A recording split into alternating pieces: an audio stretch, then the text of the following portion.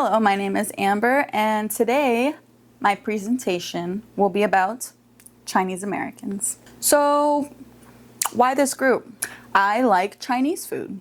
Cooking is a significant tradition in my own culture, so whenever I make food or eat food, I feel love. Like it's a love language for me. I also think about how many Chinese restaurants are literally in America. In every town you go, there's always a Chinese restaurant there that serves basically the same food as every other Chinese place that you've ever been to. And they all taste kind of the same, you know? Just varying versions of dishes made with the same things and that taste similarly. That leads me to wonder, there's nothing like Chinese food in China. What's the deal? In America, we hold pride when it comes to our freedoms and our strong sense of work ethic.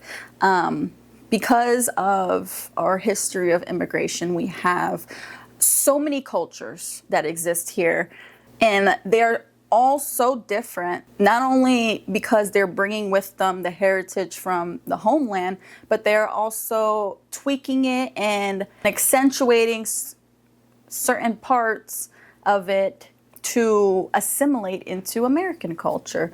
And who would want to lose any of those privileges when we are in a country where we're free to express ourselves and be who we are? We feel that there is a right that we have to activism, to continue to persevere through this adversity. There's a great migration that happened between the 1700s and the 1800s where Chinese immigrants would arrive here on trade boats, and this was to escape any of the civil conflicts that were happening in their country. China was undergoing like a series of rebellions and uprisings and all these things and lots of war. The intent was to escape famine and find resources so that they can actually stay alive. Sojourning into a different nation also meant that they'd overcome different adversities. Because the Chinese culture was so unfamiliar to Americans at the time, it sort of fueled stereotypes that led to all this prejudice and xenophobia. A lot of white Americans were calling Chinese people dirty.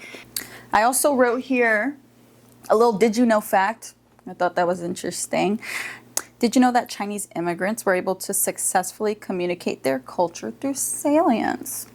A word I learned in this class. It means the importance of one identity in relation to others. In a sense, they had to understand how people viewed them so that they can kind of adjust and fully assimilate into the society. Some recognizable signifiers are entrepreneurship, food, and collectivism. So in terms of entrepreneurship, this was a necessary requirement to accumulate wealth and survive in a country that kept pushing them out of the labor force. Food is also something that's tied into their cultural uniqueness, so much so that there's a greeting today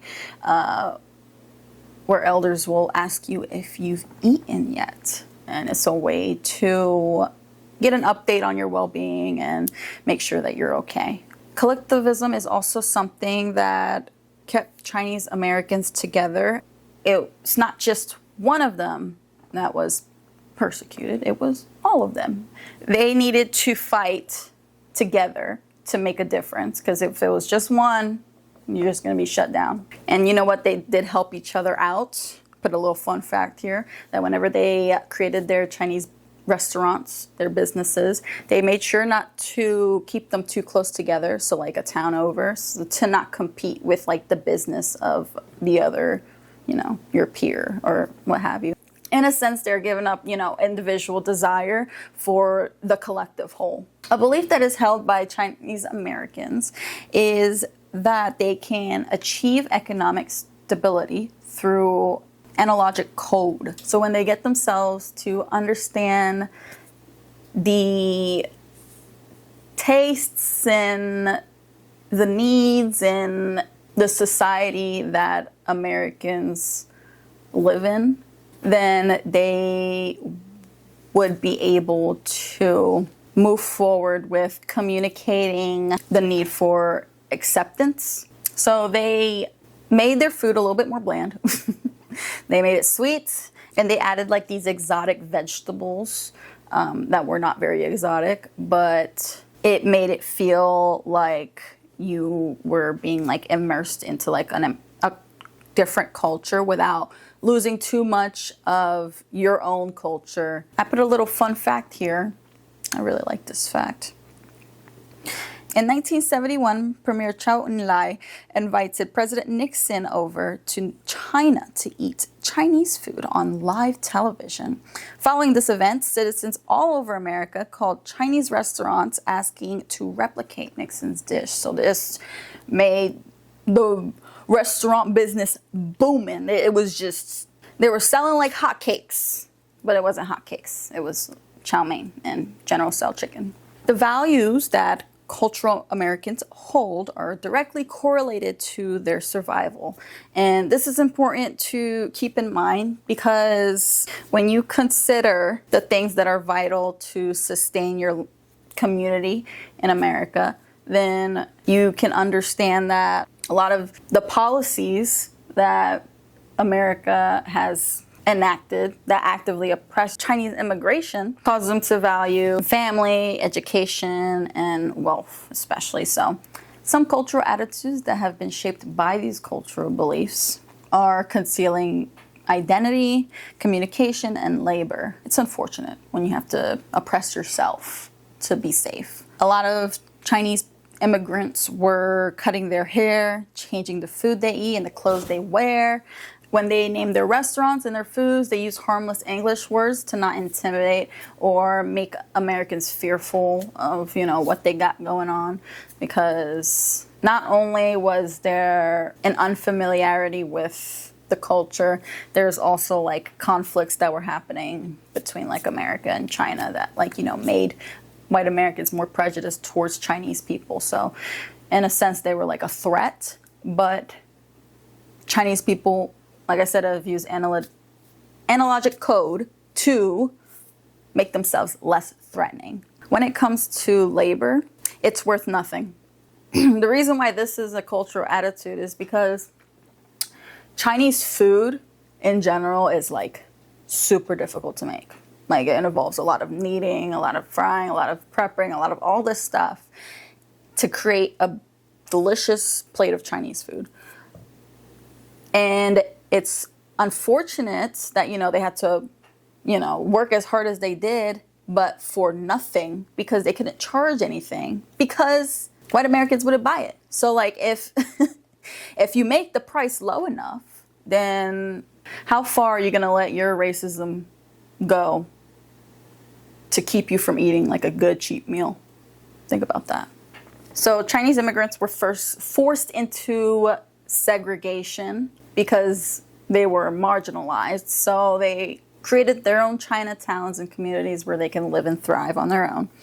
And some of the stereotypes that exist even today are the fact that they're submissive, owning laundromats, and eating rats, and that they're math geniuses. When you read about Chinese American history, then you understand like why these stereotypes are the way they are. It's just, when you try to break into a place, it's like you gotta understand all the barriers, all the miscommunications, all the, cultural friction that you're gonna encounter when you're meeting another culture. You gotta kind of see how you can fit in. And Chinese immigrants were actually the ones that had to fit in because white Americans were not doing that. Like they weren't going out of their way for Chinese people. Something that really surprised me upon researching this topic is the fact that there was a loophole that was created that allowed Chinese restaurant owners to carry special merchant visas. And with this, they brought their family from back home over as employees so that they can work in the restaurant. And then thus, there's a bunch of family businesses that live and thrive in America that go back all the way to this time of, people immigrating and needing to find a way in without compromising the legalities of being in the country. And I put a little hot take here. I said that rather than exploit workers, the American dream gave immigrants an incentive to fight through activism to receive the rights that they're owed. Because if you go to a place and they're like, I'm going to give you the American dream, I'm going to give you, everything you've ever wanted, and then you go and then you don't get it, are you not going to feel slighted? Are you not going to feel like you deserve to be there? There's a certain deep-seated truth to feeling like you belong somewhere because you're human. It's just humanity, period. It's not even, it surpasses the idea of borders. And you as a human deserve to be somewhere where you can live, eat, and be free, basically, and a contributing member to society. In closing, as Americans, the very core of who we are is influenced by diversity. Immigrants in American history all have a direct connection to the way we understand American culture today and require a deeper appreciation to fully embrace our unity as a country. Thank you for watching.